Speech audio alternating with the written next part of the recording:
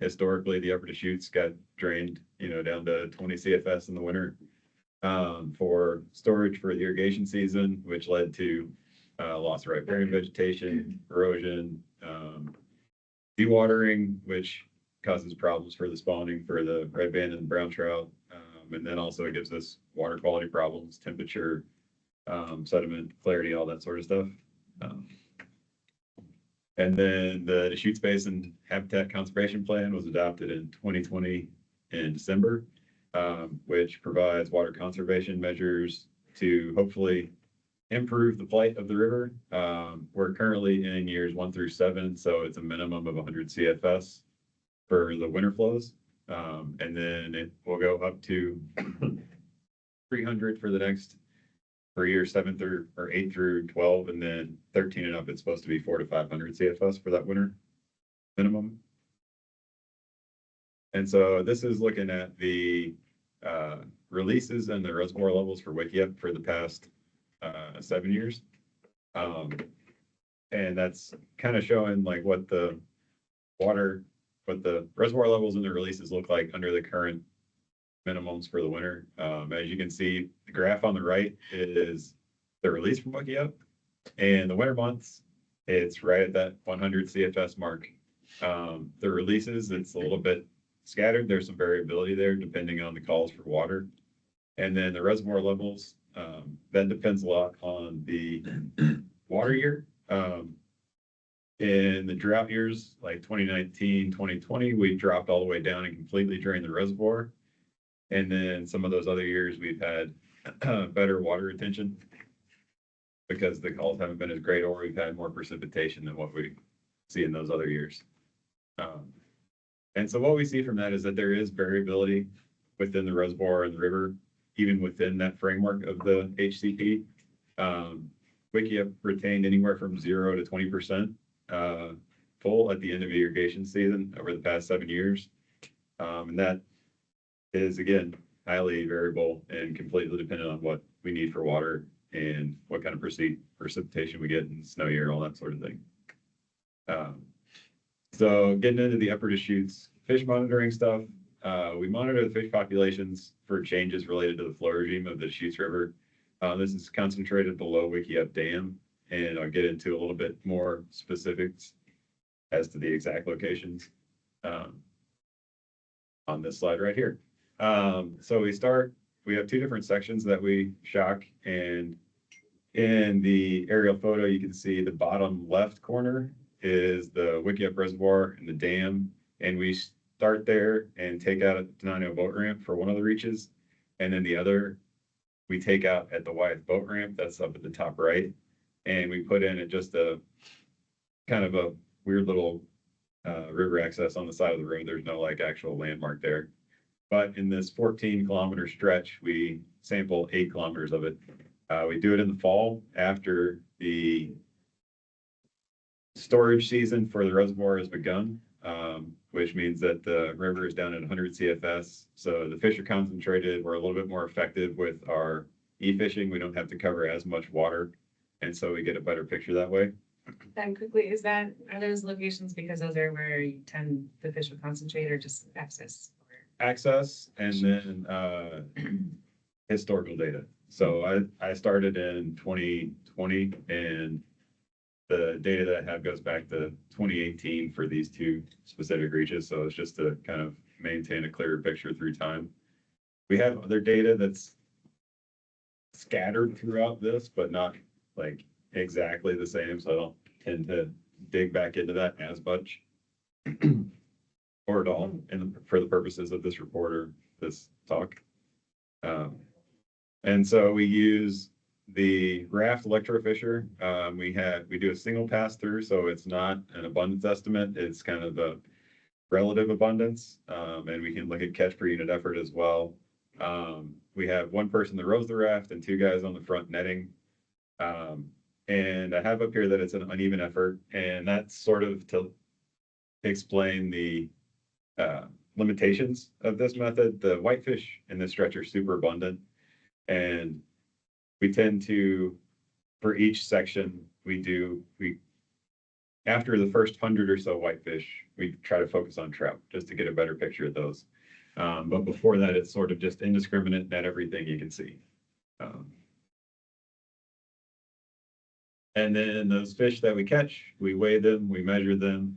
And with that data, we look at the differences in lengths over the years between species. And then we can also get a condition factor, which is a measure of how fat the fish are for their lengths. And we use the K value, and you can have anything from, this 0.07 or the 0.7, which is really bad or poor condition. They're really snaky fish, up to those monsters in the top right picture, which are, there's something wrong with that fish. And so what have we seen? So this graph shows the species on the x-axis and the number of fish captured on the y. So it shows the number of fish total that we've captured over the past 7 years. And the colors correspond to the year. So blue is 2018, yellow 2019, and so on. 2024 was that kind of aqua color. And as you can see, if we eliminate the kokanee, which are mostly a artifact from the reservoir completely draining and fish dumping out into the river. Last year, we had the second most total fish captured. For the first year since 2021, we had more brown trout than rainbow. And we haven't seen kokanee since 2021. Whitefish, those numbers, you can kind of take those with a grain of salt, because again, after 100 fish per reach, we kind of try to focus on the trout. And so some of those, basically above 200, it's sort of bycatch, because there's places where there's just tons and tons of whitefish, and you can't net the trout without getting whitefish too. And then this graph looks at, it's set up the same way with the species on the x-axis, and the color on the graph corresponds to the year captured, but it's the length distribution for all the fish captured. And so what you can see here with the brown trout specifically, they've gotten smaller since we started this sampling, but they are not significantly different from 2023. But they are smaller than all the previous years in terms of length. And then the rainbow trout in 2024 are bigger than the previous 2 years, but still smaller than the previous 4, or the 4 before that. And so it looks as if they drop down, and then they're starting to get a little bit bigger as time goes on. The kokanee, again, we haven't captured any of those since 2021. And then the whitefish, they're about the same as what we saw last year, but they're all smaller than the previous years. And then looking at the condition factor for the mountain whitefish, the condition factor is similar to 2023. And we've only been taking the weights on these fish since 2022. And so what we saw was a dip in the condition from 1.14 down to 0.98, and then it's gone back up to 0.99 in the last year. It's not really a significant difference, but it's nice to see that they're trending upwards after that drop. And then looking at this graph, we have the length on the x-axis and the number of fish caught on the y.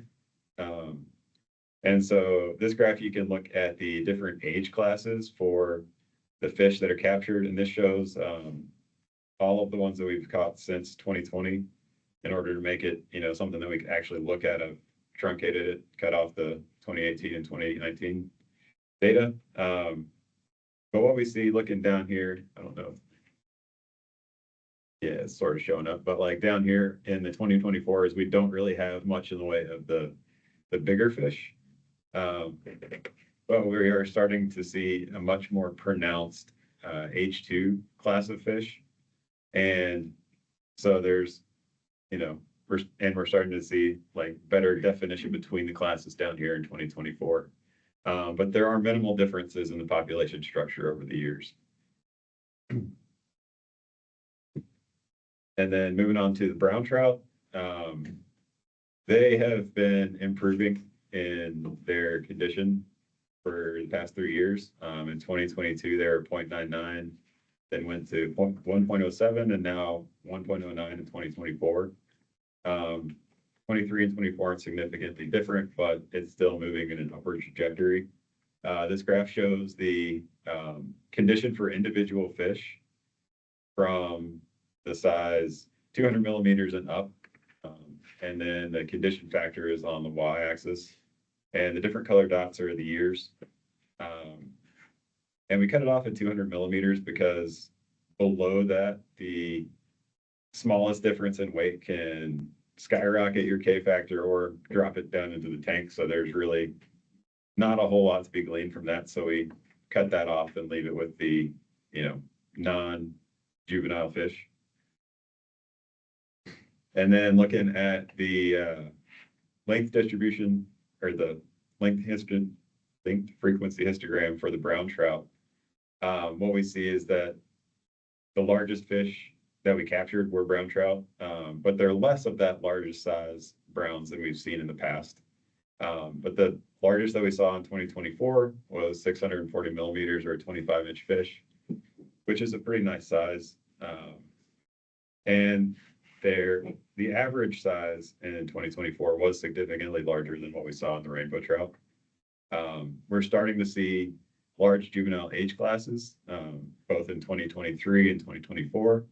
And then that age 2 class is starting to become way more well-defined, which is nice. It's what we want to see. And then moving on to the red band trout. Again, we have the condition factor on this graph. Length is on the x-axis and the K factor is on the y. Also truncated at 200 millimeters for the same reasons. The different colors show the different years that these individual fish were captured in. And what we see is the condition is generally good for the rainbow trout. And we're seeing the condition improve over time. We went from 1.07 in 22 to 1.12 in 23, 1.14 in 2024. And that's the kind of trajectory that we want to see. As we've been leaving more water in there, we've been seeing an improvement in the condition factor for these fish. And then the other interesting thing to note is that the red band trout have higher condition values than the brown trout in every single year. You have a specific K factor that you're hoping to have like kind of stabilize over time? Well, I mean, I would like them all to be in the good range. Not as many in the poor, so above 1 is Above one. Above Yeah. one. So it's kind of where we'd like it to be. Like, but he's right. I mean, the out competing of the Browns is probably the biggest like star on that slide, which is probably worth talking more about. Yeah, I'll get into that a little bit more in a second. But yeah, so it's just, it's really good to see that. And Yeah. so are you gonna mention, I think some of the decline in that condition factor for the brown trout, does that correlate with your kokanee population's demise? Well, I can't say. We don't have condition factor for 2022, and we haven't seen any kokanee since 2021.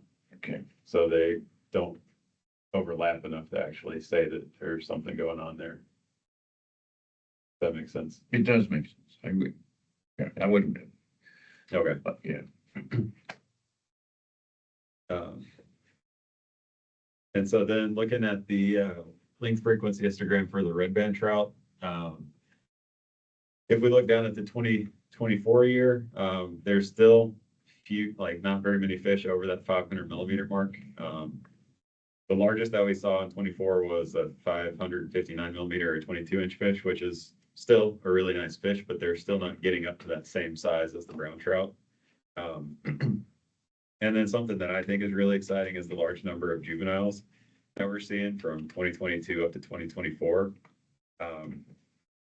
We didn't have it in the report this year because we hadn't done the sampling yet. But we do spring sampling as well, and we were seeing like a return like overwinter success of those juvenile trout, which is also really exciting. The first year that we saw that was like last year, I believe.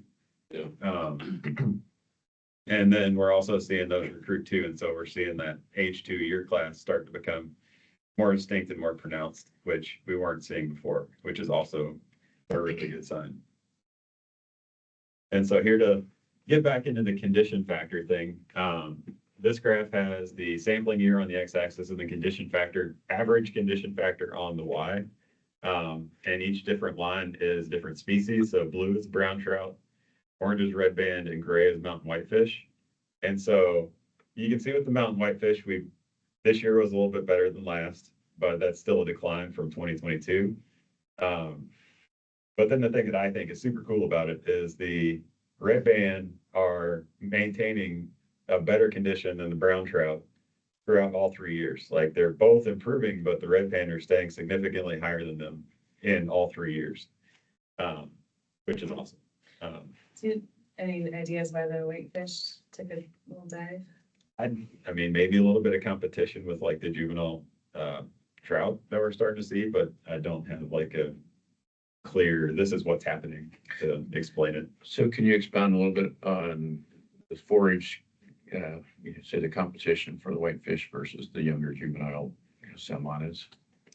I don't have a Just- answer for Just that. generally we've got, I would think you've got a competition for both some forage, but just also preferred thermal regulation and habitat occupancy also going on there, just in layman's terms, red band and brown trout starting to nose out some of the whitefish here, and just that general stress and pressure is dropping their bioenergetics and growth rate.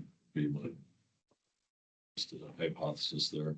That's a solid one too, because I mean, we are seeing more and more red band and brown trout, like total numbers than we were before. And so, since those are both, last year was 2023 was the most trout that we'd seen in the total 6 years that I've been doing. And then last year was the second best year in terms of total numbers. And so, increase in biomass is probably playing a role in that. Yeah, it's a great story so far, even though it's a short time frame. Yeah. We're going the right direction. Yeah. And then shocker, they like water and reliable flow. Weird.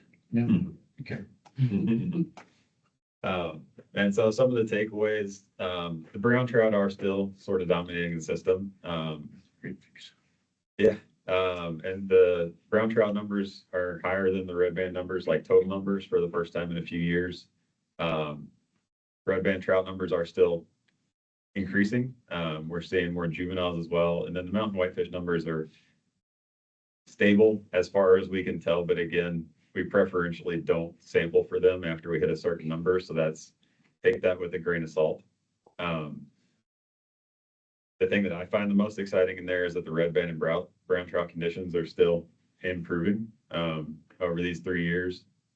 That's what we'd like to see. And this past fall, like all the red band, they were super fat, like big footballs. Which means that we're starting to have more and more food for them, which is awesome. And then we are still seeing non-native fish species that are lake affiliated that we keep capturing in these shocking events, tui chub, brown bullhead, that sort of thing. They're not in really big numbers, but they are still present in the system. And then in my mind, a lot of what this says too is that the fish populations are still adjusting to these changes in the flows. The forage-based macroinvertebrates are probably also still responding to these changes. And so as that builds up, we're starting to have more food. And then these fish populations are capitalizing on it. They're having more and more success with their spawning. And so hopefully we keep seeing positive changes as we go forward. And this is ongoing monitoring.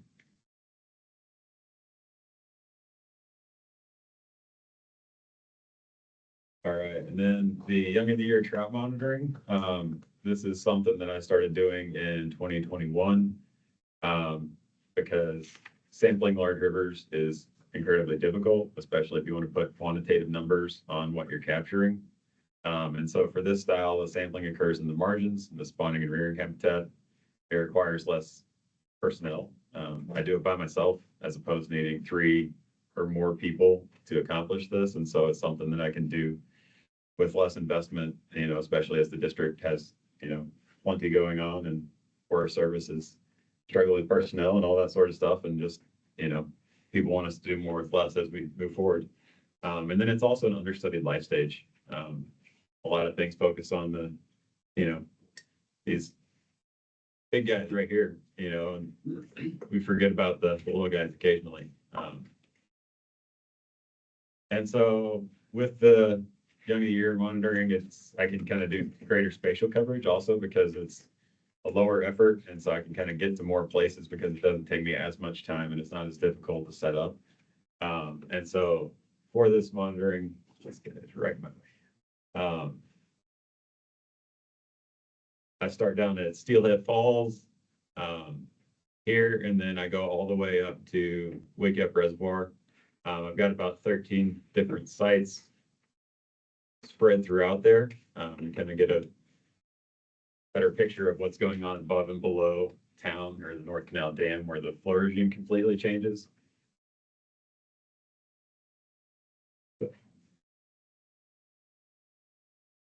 And for the methods, this picture is completely not what happens. It's just people doing backpack shocking. But I do it in the fall typically when the water is cooled down a little bit to have less stress on these little guys. It is backpack electrofishing, hence the picture, but take away like all except one of those people and you get a better idea of what happens. And it's just the wadeable habitat on the edge of the river.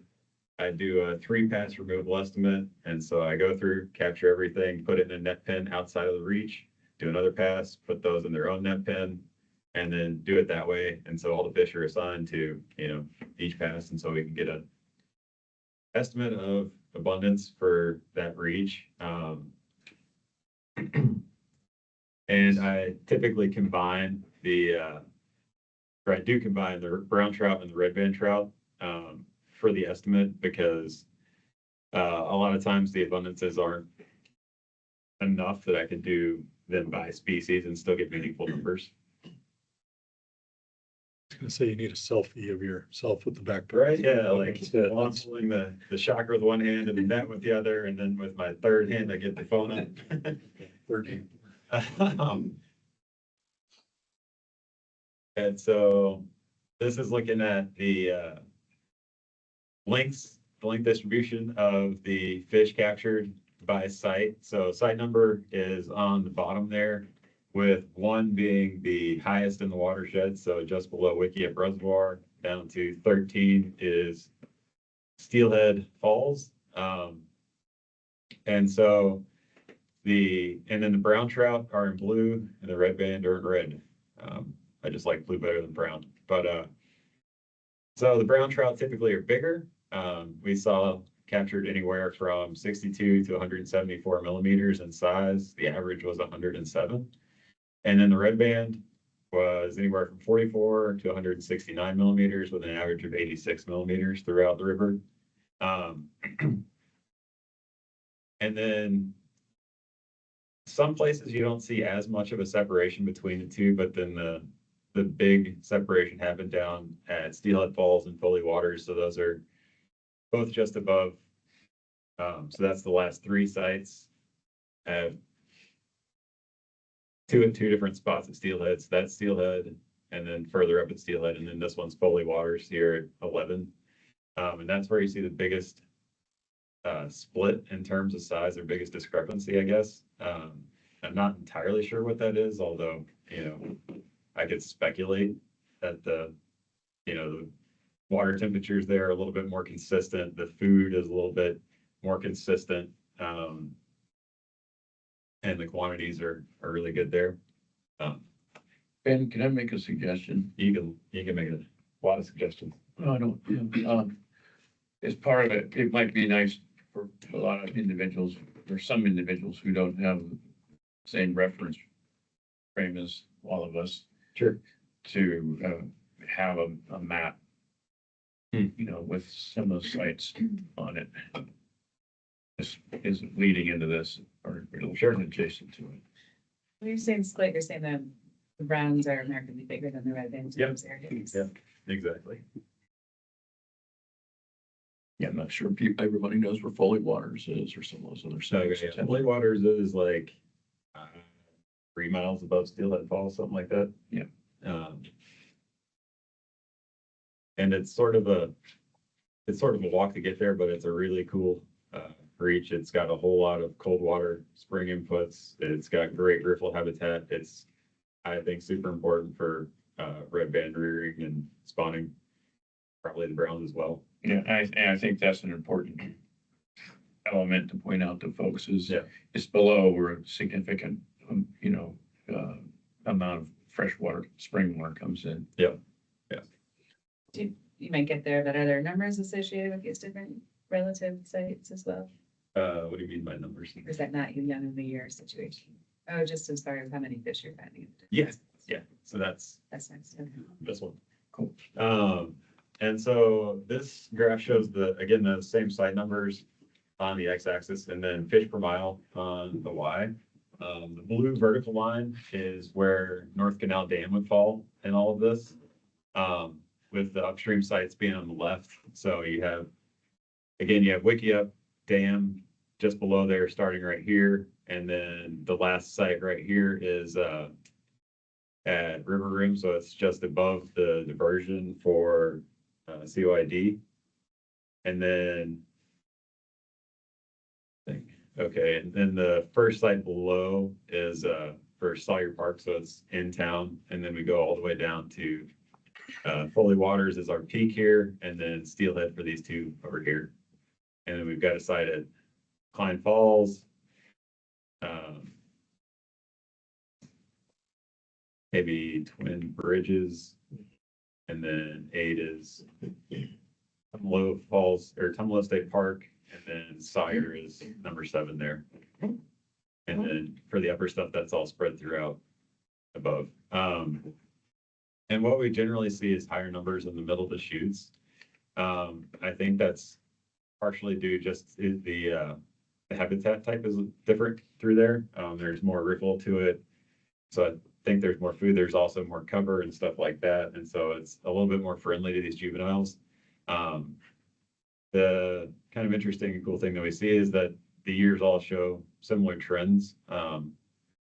There's a few sites where you get, grand big years, but typically we see, much higher abundance in Foley Waters and Steelhead Falls. And then some of those other sites, have slightly more than other places. But it kind of, to me, indicates that the environmental conditions are kind of controlling the recruitment there. And available habitat is sort of what's driving, what I'm seeing. Do you see any, looks like not, I was wondering if you see any change or influence from the cold water to the end of the middle? Not really. Like site 9-ish? Yeah, so Tumalo State Park is, I think, 8, so it'd come in just below that. So if that was gonna have a big difference there, then it should bump up 9 and 10, I would think. Where is 9 again? Excuse me. Flip through and find my thing, so that I'm not having to do it in my. Twin Bridges stretch, I got you. Twin Bridges 9. Yeah, Twin Bridges, okay. Yeah, so that is down below, right below. It's 35. Yeah, I would agree, Ben, that's really seems to reflect what we know of where the higher habitat complexity is, and associated habitat for supporting macroinvertebrates, I think would be what you're seeing there in the richer middle Deschutes. This sort of information be used to inform more restoration efforts in terms of improve. Is that for beginning of the year? I mean, Yeah, it it could be for sure. it'll definitely inform, protect the best, restore the rest, general kind of concept. There's a lot more to dig into, but this is giving us that, core snapshot to inform that. And one more question relative to, can you remind me of the timing when you were doing this then? Fall, And fall meeting, August, September. so late September, summer, late summer, okay, Yeah, man. late summer, early But fall. before then irrigation was, cut off. So that this, you would have had, So this is in low water for the middle of the shoot. yes. Yeah. All right. Yeah, I've had, I don't think your monitoring's gonna pick it up, but just a question in my mind, the flows are sort of at a minimum 130-ish during the peak irrigation season, but then there's a lot of concern with when they drop really low in the fall and the spring for a few weeks. And I'm just wondering, maybe it's anecdotally, if you see impacts on fish, or if there's any way to capture that information. Intuitively know we want to increase those flows, but Yeah, I don't know if there's any way to capture it with like this, because this sort of, I mean, it's a cumulative, like, all this stuff happened over the course of the year, and now we have this number of fish here, and so there's no like, if you knew exactly when it was gonna happen, I suppose you could get out before and after and see how that changes. But then you'd still have, it's still hard to throw all of it onto that one environmental factor when everything else is still happening at the same time, right? yeah. I mean, anecdotally, does anyone, because in my mind, I'm like, well, maybe they could cruise around and find some pools for a couple of weeks, but that's anecdotally, I hear it's devastating for the fish. So I'm just kind of curious if you fish bios have opinions on that. Okay, you're talking about middle Deschutes, and it's a short period of time where it goes down to like what? Yeah, 60 so or like something? a couple of weeks ago, it was probably 70 at Sawyer. Now it's up to 80. It's gonna keep going up to 130, but it's and maybe it's more the drastic change from high to that low. It can get as low as 65-ish. I'm sure that's not great if you're a fish, but I think it's probably harder on their food base than it is on the fish themselves. okay. Macros get that time to. Exactly, and anything that's not hatched yet does, get desiccated. I mean, so I think the fish can move a little bit better than the bugs can. Yeah. So along that line, Kate, I think what you might, it used to be, this, during that period of time, you might have like 20 CFS or 30 CFS. And so it's actually improving, those flows are improving. But in terms of finding, a thermal refugia in that reach, there's not a lot of spring inputs in that area per se. And so, they're going to have to be hunkering down. And I think one of the things that is my understanding over the years has been the real factors, and this gets back to what Ben just said, is that the habitat, is the riparian habitat base is not there for the macroinvertebrate in invertebrate populations because of that, those disparate flows, winter flows versus summer flows. And well, from that area, from North Canal Dam down essentially to Tethero Crossing, right, and then the spring areas around foliage in Steelhead Falls. Because if you spend time down there, it's in, and I know Betty can maybe elaborate on that, but in some of those areas, the flow comes up during the winter and you can't establish a riparian base. And then during the summer, it comes down and all that boulder area is exposed, and then also heats up.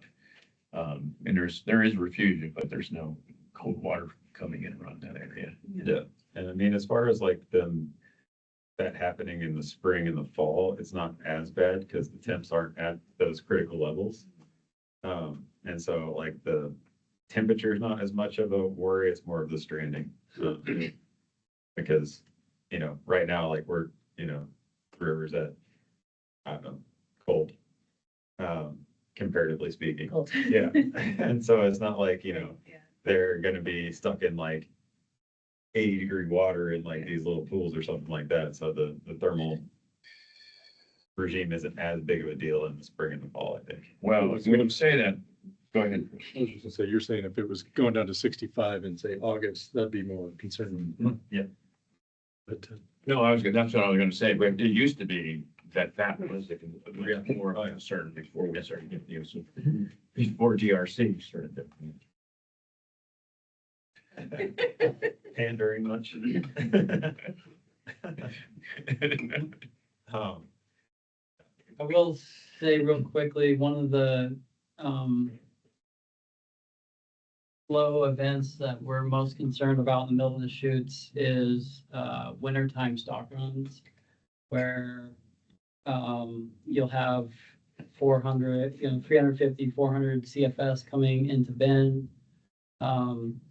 An irrigation district, they'll do a stock run and immediately pull 250, 300 CFS of that flow out of the river, just for 2 or 3 days, but it'll strand juveniles in high and dry in lateral habitats. And those are really impactful events where you have a really fast rate of change in the stream flow below town.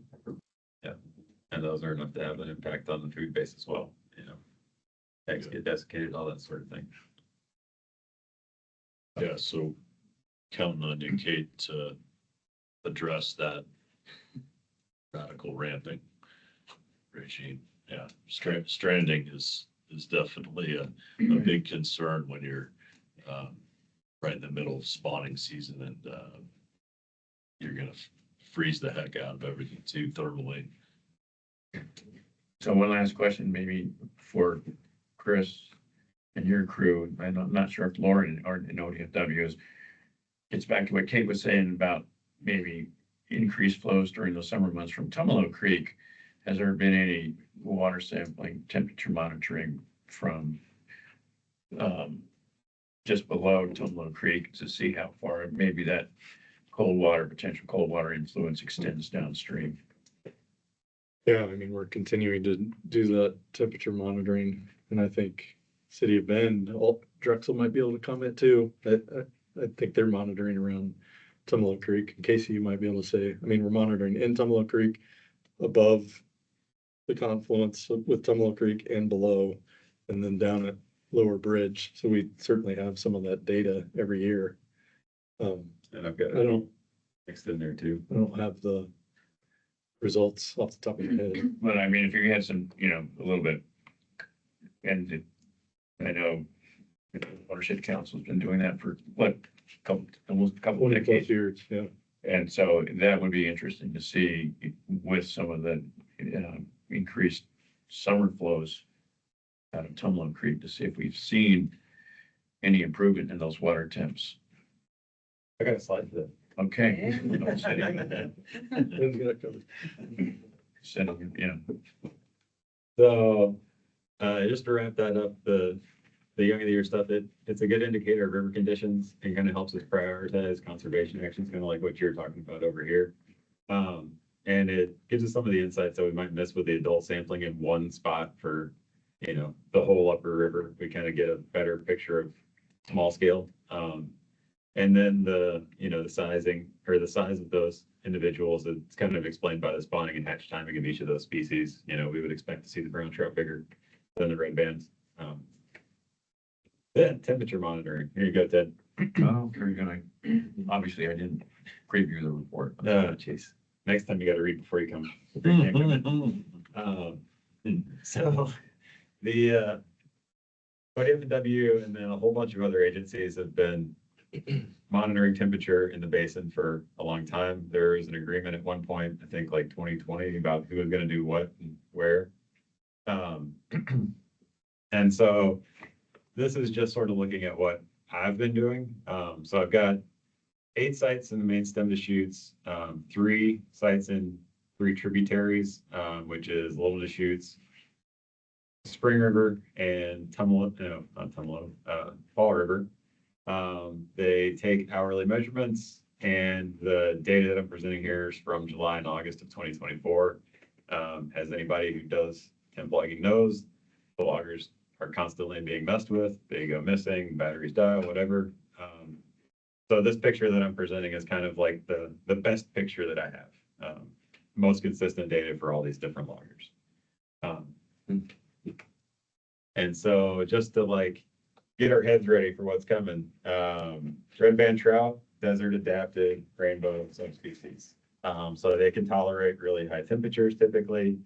The Oregon Department of Environmental Quality, the number that they put at red band trout, what you want to have temperatures below is 70, or not 70, 20 degrees Celsius for the 7 DADM or something like that. Mountain whitefish, they need a little bit cooler water. Their number is 16.8. And then bull trout, which were historically present in the basin, I just threw it in here for fun, even though we haven't seen them in a long time, is 12 degrees C. So this is, on this graph, we have the Julian date on the x-axis and then the temperature in Fahrenheit on the y. And each line is a different site. And so I kind of broke it down into sections of the river, and I'll kind of build the graph as we go and give you the full picture as we move along. So this is for the sites that we have that are above the North Canal Dam. One of them is at the Besson river access, which is the black.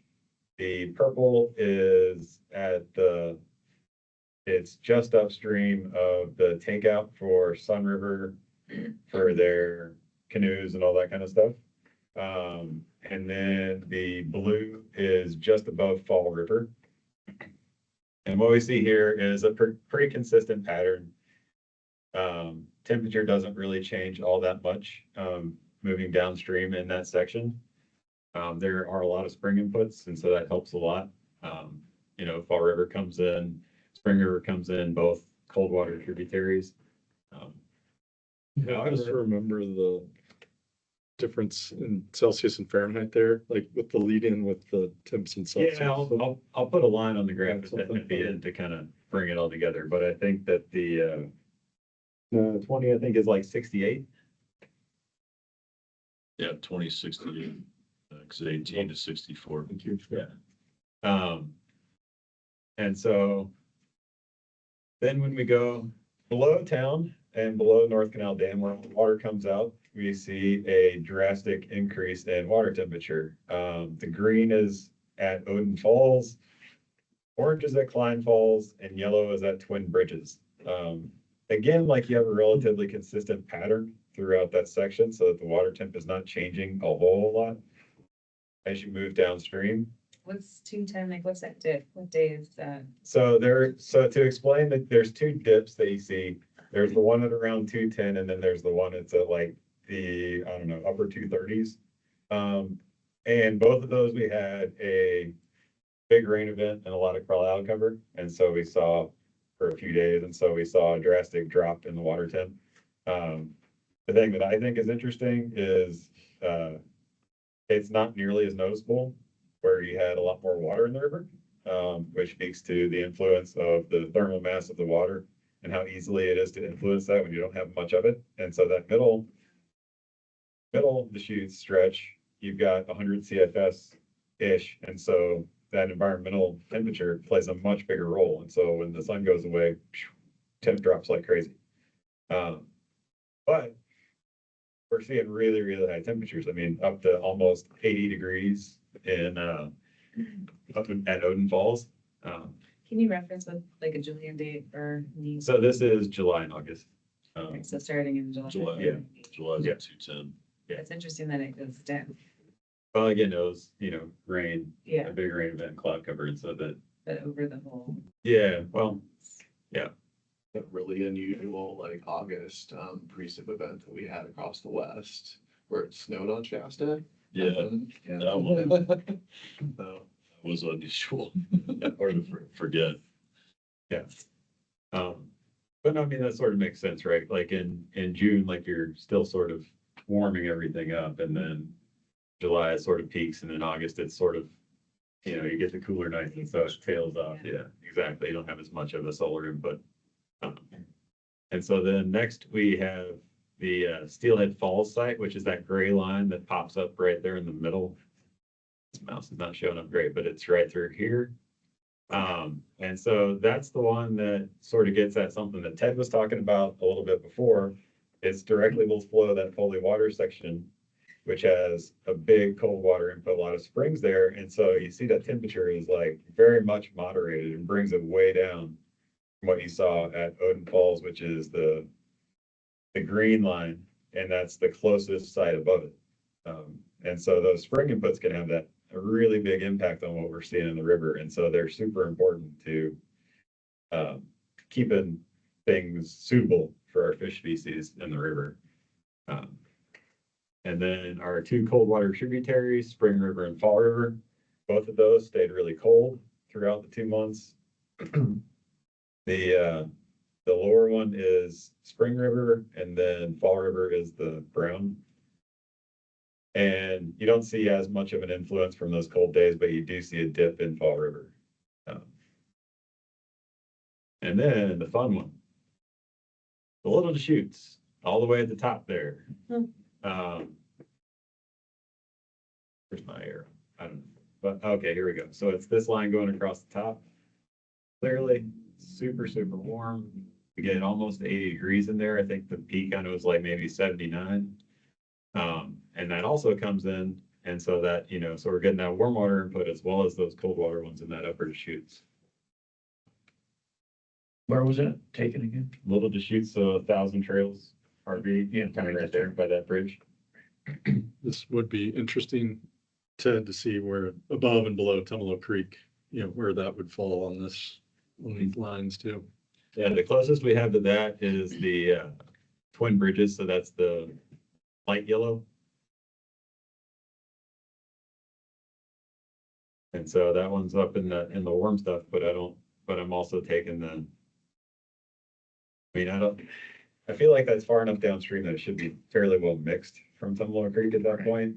But I am on the river right side as opposed to river left where Tumalo comes in, so I don't know, but again, I feel like it's possible that the lower amount of water and also all the heating it gets coming through like Mirror Pond and all that sort of stuff, and then the solar inputs, I think that's enough to keep it warm.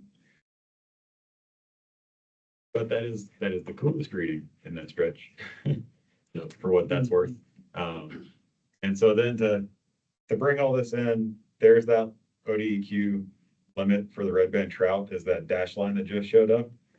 And a lot of what we see in the middle Deschutes is above what the state wants to see for a red band trout, which is concerning. But the hope in my mind is that as we have more and more water conservation and we can keep more water in the river through that middle stretch, be able to see those temperatures drop over time. And then just for funsies, that light blue dashed line at the bottom there, that's where the bull trout limit is. So at this point, almost nothing in the upper Deschutes is suitable for those guys, which is a bummer, but it is what it is. Not even Fall River is really cold enough for them. And then sort of the takeaways here is that our daily maximum temperatures exceed the ODEQ guidelines for rainbow trout, or red band specifically, I guess, in that middle reach. And then that moderation of the temperature at Steelhead Falls kind of highlights the importance of springs for bringing down those high water temperatures that we might see otherwise. The separation of the sites above and below North Canal Dam sort of highlight that water withdrawals influence the water temperature, obviously. It allows the influence of the sun, the solar input, to have a much bigger role than you might see otherwise. And then with all this being said, we're going to continue to monitor the temperatures in the basin as we move forward. I just came across a report in my office yesterday that was old that, was looking at the relationship between blow restoration and red bands monitoring. What kind of longevity do we have to be able to, like update that, or have we been looking at that still, like? Just, I guess it would be Middle Deschutes fish monitoring over time. relative to the restoration and potentially temperature. Yeah, so, I don't know. I mean, I've been doing some middle Deschutes monitoring with adult stuff as well. But, and the fish there are typically smaller than what we see in the upper Deschutes. You know, for the larger sizes, you don't really see those as much. There's, you know, again, red band and browns.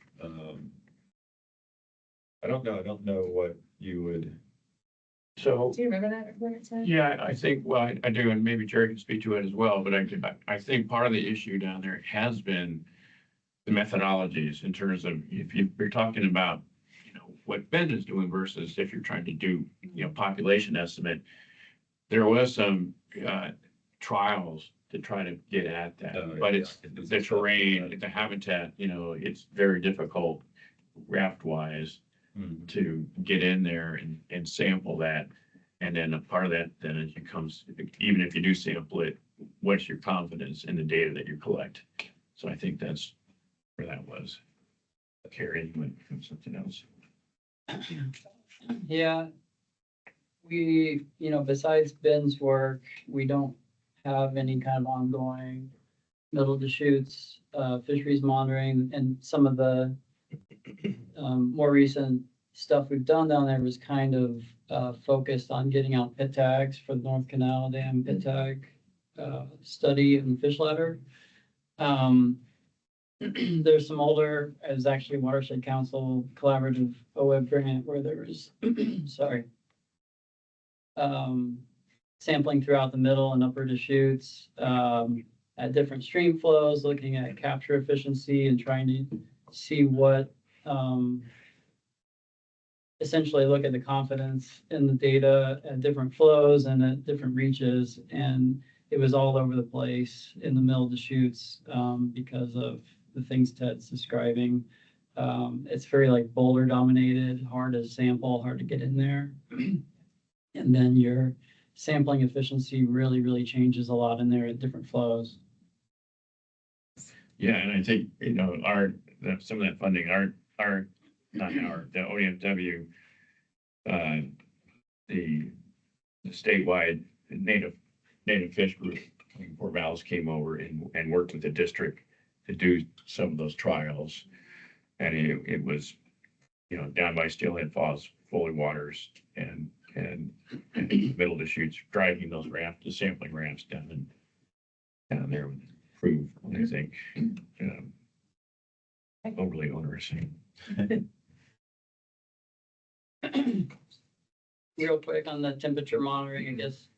One thing I'd like to point out here, you know, we're seeing those moderated effects on stream temperatures with the spring inputs in like the Redmond, Lower Bridge, Foley Water, Steelhead Falls area, where it's significantly bringing down, you know, temperatures 10 degrees, 8 to 10 degrees in the summer. And, you know, as everyone knows, we have a lot of pressure on groundwater use in that area. And, you know, this kind of illustrates like that not all water is created equal. Like if you depress those groundwater levels and reduce those stream inputs in the middle of the chutes and trade it, mitigate it with little Deschutes water, that water is very different in the system. And so water's not water. And this kind of illustrates that. Yep, very good point. all right, and then just to touch on some of the stuff that I helped other folks with over the past year. Worked on spawning ground surveys, Little Deschutes River fish sampling, supported some of the Lava Lake towage head removal, and then the Lava Island fish salvage. And then moving on into the coming year, and the work plan, temperature monitoring, juvenile fish, adult fish monitoring, spawning ground surveys, and macroinvertebrate monitoring are all continuing. The macroinvertebrate stuff we haven't touched on in a year or two. I've been collecting the samples. We just don't have the money to send them off and get them analyzed. I'm still continuing to collect as we go on in the hopes of, Santa appearing at some point with a big bag of money, or, a smaller bag as it may be. It's only like, $5,000 to us, I think, to get those done. But anyway, and then this is sort of getting into the grant that we wrote with OWeb, that gave us the ability to expand some of these activities. And so moving into the future, the upper Deschutes fish sampling, we're going to try and make that more rigorous, and actually do mark recapture study for abundance estimates as opposed to what we've been doing with the one pass. And so that'll become more rigorous and have a better number attached to it. And then with that as well, we're planning on collecting scales of brown trout and red band to do age and growth studies with that. And then we will add in some off-channel work, which is, I think, going to be really interesting to see. It's getting into a lot of the backwaters and sloughs, and then a lot of those places like down by below, Venom Falls and below, where it's those weird like side channels and disappearing and reappearing sections that are all off-channel habitats. And in those, we're planning on doing fish inventory with trap nets, minnow traps, and sort of whatever else we can to sort of see what's in there. It'll be more of like a census, like who's around and what time of year. The same thing that happened before irrigation season in the spring, and then again during irrigation season in the summer. So we'll see what's in there in the two different water levels that the habitats experience. We're planning on doing macroinvertebrate sampling in them as well, and then also water temperature monitoring. And so temp loggers will be deployed in these habitats. And again, we'll kind of see if they're, warm water, cold water, what happens with that, and if that's, how that can connect to the river. And so with that, any questions? Feel Yeah, I've free got a few. Could I chime in? Sure. Okay. It's a good report, Ben. I appreciate the effort. It would be greatly enhanced if we could plug in an executive summary in it. I'm thinking now that we distribute this report to all our members, probably 5% would take the time to read through the whole thing. But there's important information in here, and an executive summary would really help us. The other point is it reasonable to conclude, since both the abundance and condition analysis of fish in the upper Deschutes is improving, is it reasonable to conclude that the single most important factor in that is the HCP mandated 100 CFS increase back in 2020, 2021? Well, I mean, we haven't really changed anything else up there except for adding water. So I That's think you my can, feeling. yeah, so you could be led to believe that, but without some sort of like more rigorous analysis, I wouldn't be able to be like, yes, that's what's doing it. But How about it seems like, doesn't it? Yeah. I think it would be. Go Yeah, ahead, Jared. Sean, for a number of years, we've identified winter minimum flows as kind of the limiting factor in that reach. And with 20 CFS, fish really didn't have the habitat available. And even at 100 CFS, it's pretty limited up there. I think we'll see, even more significant gains as we get a little bit higher winter flows. Right.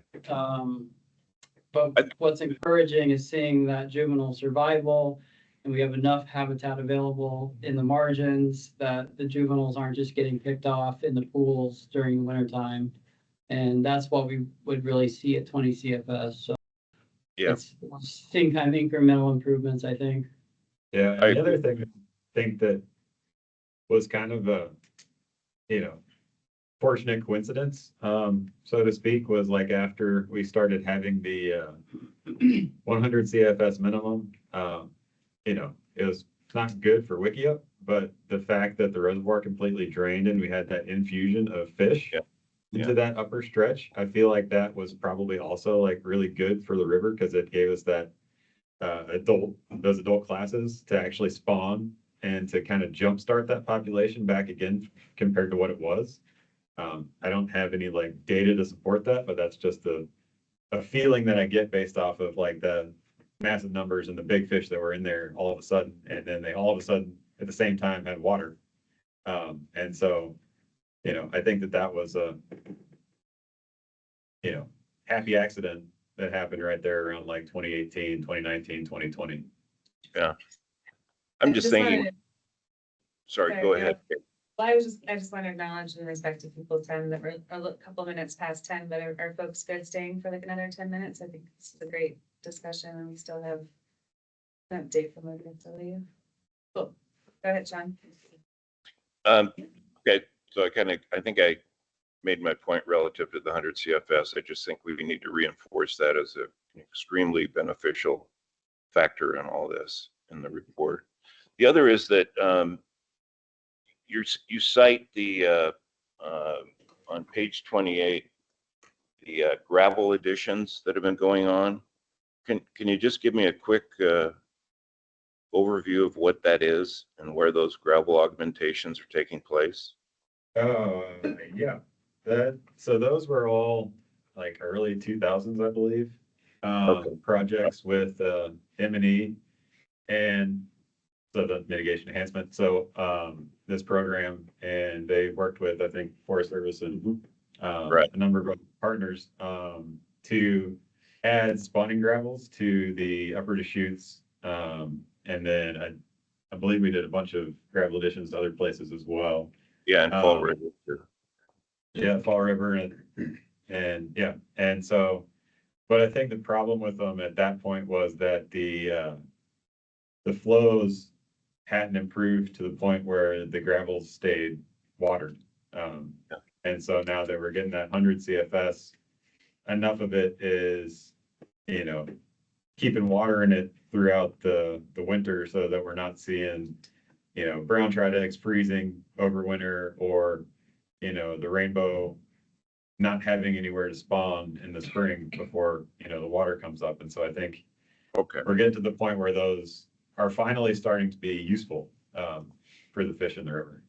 Yeah. So those gravel programs were 10, 15 years ago, right?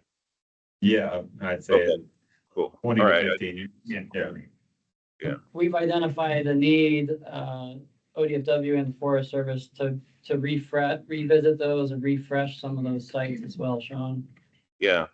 And we'd love to be part of that because as your report states, what the most spawning is occurring in those new gravels. And it seems like a great approach. We'd be happy to participate in that as we have in the past. So let us know. Okay. So Jerry, my last question is, I see that the fish tagging and antenna use at North Canal is going to be discontinued. Can you give me some background on that? Yeah, we operated those antennas. They're actually still in place, but we want to pull them out. We've operated that now for 5 or 6 years. And saw a successful passage. I mean, we usually when we do a evaluation or when the owner operator of the fish ladder is usually the one that's required to do a fishway evaluation. It's usually for a year and just to cover several seasons and the life cycle of fish movements.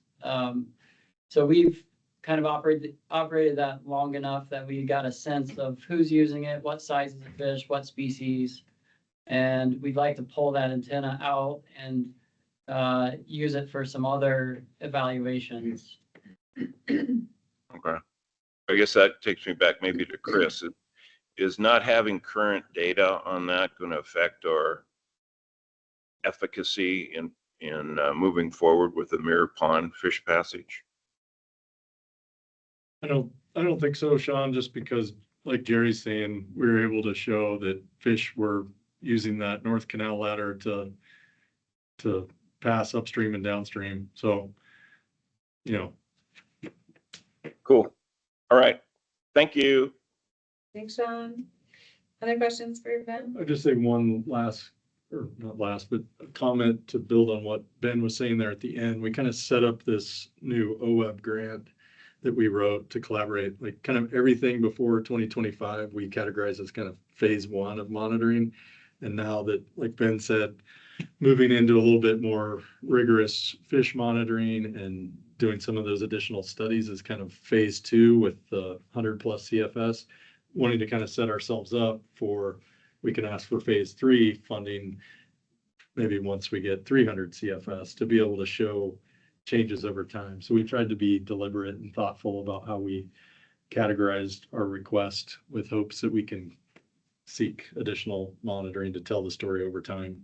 Yeah, it's appropriately strategic, of course, right? To follow the increase in overwinter flow retentions, to monitor HCP, moving into the off-channel habitat, trying to get a little bit more robust, neck down those, those confidence intervals, get those improved upon there, so we can ultimately move on, complementing the flow restoration with more habitat restoration work and possibly management of some of those invasives and biological side too. Other questions for Ben on the work? My only question is this a final, or if you add an executive summary, can you send that out again, or what are the plans for how we can best use this report? This is a draft. I mean, we can do an executive summary. Were there any other, I guess, the other comment I heard was, and maybe that was more to the presentation than the report, but was tying the site numbers to locations. But we can go through and look at that and do an executive summary and send out a final. Fantastic, thanks. Thanks for all your work. Great, so we're a little short on time, but it seems like everyone's good. So if you remember last January, this committee approved continuing to fund the monitoring program for 2024, 2025, and 2025, 2026, which that starts in June, right? 2025. And it had language that if there was success securing other funds like the OF grant, that that would sort of subsidize or backfill some of the M&E funds. And so Jerry can give an update on where we're at for this coming year. Yeah, so we talked a little bit about the partnership with the Watershed Council with our OWEB monitoring grant. And so that's was a significant chunk of funding that is going to allow us for the upcoming fiscal year, which starts July 1st, 25 through June 30th, 26, to, specific to the COID M&E fund that we should just be able to, and what we're proposing to do is to essentially match the salary. It's almost a 50-50 match between the OWEB grant and the COID fund, where we won't be withdrawing more than the 98,000 that's deposited into the fund, or was deposited into the fund in, I believe they did it in February or March this year. So yeah, that's the proposal, and that's consistent with what we talked about before. So we're happy to say we won't be drawing down the fund balance for this coming fiscal year. I do have, if anyone's interested, just the actual spreadsheet for what I'll be submitting to the state fiscal system, which just breaks down the personnel and supplies and services cost. So if anyone would like that, I can provide that, but that's the update on the fund for the coming year. Great, well, be sure to underline that for COID because they're not here today. Yeah. See that. And again, thank you, Chris and Jerry and everyone on that proposal. Guys, One last question. I know CID is not here, but does anybody have an update on the repair work at Work Canal Dam that we allocated funding to last meeting? I was wondering the same thing. I'd like to reach out to Doug and have and circulate that to the committee. Thank you. Let's take a minute for a roundtable if anyone has things for the group, since we're all here, it'd be worthwhile.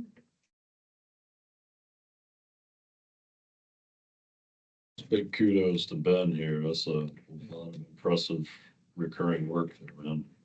Thanks. It's great. Second that, yeah. Just Great. good news on our reclamation funding that's in the Watershed Council and other partners on designs for habitat for the upper Deschutes. That was paused for the federal mayhem, paused for a good 6 months almost. For no good reason, that started flowing last week, so that's great news. And so I think Chris and others will be meeting to get that work going again. And then on the flow side, I just trying to remind people, even though the 2028 300 CFS is in place, continuing work to enable that to happen is happening. So there's, I think, 78 cubic feet per second that's been constructed in the last few years by the districts through piping.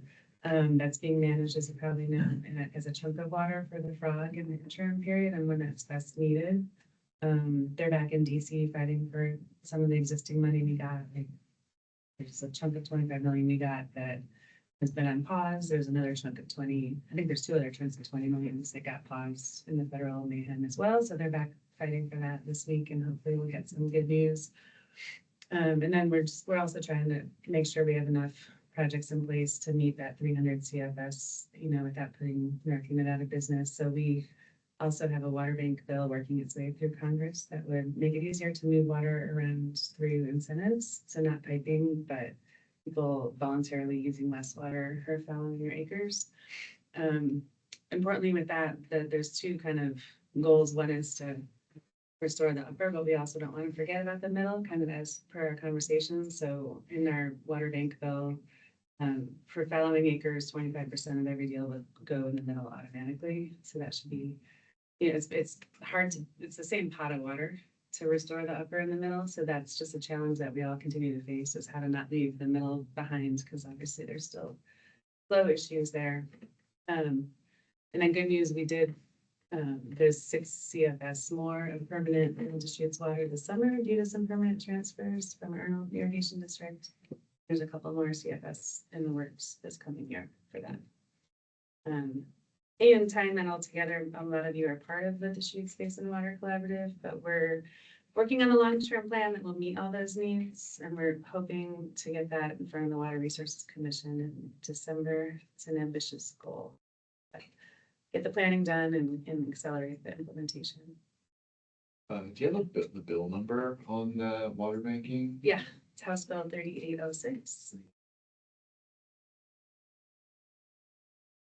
And we're having an open house on May 29th at our new offices with the Watershed Council, so come right up there. I just wanted to add too, so when we met last summer at our monitoring palooza gathering, towards the end of that, we just kind of talked around the room a little bit about how to disseminate information and maybe how to centralize some of that information. And I just wanted to let folks know that it's still on our radar at the DRC we're kind of revamping our website and trying to build that up. Maggie's really going to be our main point of contact for a lot of monitoring work that's going on both internally at the DRC, but also just being a point of contact with our other partners. And so just wanted to kind of put out there that we are trying to sort of ramp up a little bit the information that we have on our website, and would love to, one, get ideas from folks here about what some of the key, either maybe a document or maybe just a website. Just, it's not that we want to have a whole lot of maintenance of things, but somewhere that's a kind of a collective resource for people to find stuff easily enough. So as we move forward and kind of doing this, and Maggie may reach out to some of you guys, but if you've got ideas for like, this is a really critical report that we want to try to push out to a broader public, you can let us know. If you got websites that are like that, please let us know. And then just we'll continue the conversation, but know that you can reach out to us, to me, to Maggie, to anybody at the DRC, and we can start to talk about how to organize more information flow across the different issues that we have in the basin. Other updates, Roger? No updates, but my appreciation to Nicole for facilitating, Yes, thank more you. than a secretary here. My pleasure. Do you have a plan for the next meeting? I wanted to do one in the winter, check in before the next monitoring report. We could, yeah, I think in the past we met semi-annually. That seem right to people? That'd be good, and we can brainstorm presenters for, if you want to do monitoring Palooza next year, we can try to get presenters lined up in advance. And we're still shooting for spring. That's a good time to have the monitoring palooza, so spring of next year. Yeah. Yeah, we'll probably, I think we usually meet around November, December. Does that sound right to folks? Yes. Yeah, appreciate it. All right, thanks, everybody. Have a fabulous day. Thank you. Thank you. You will have a Palooza, we kind of like Coachella or Stagecoach, like watching. Yeah, we'll put you in charge of our affairs.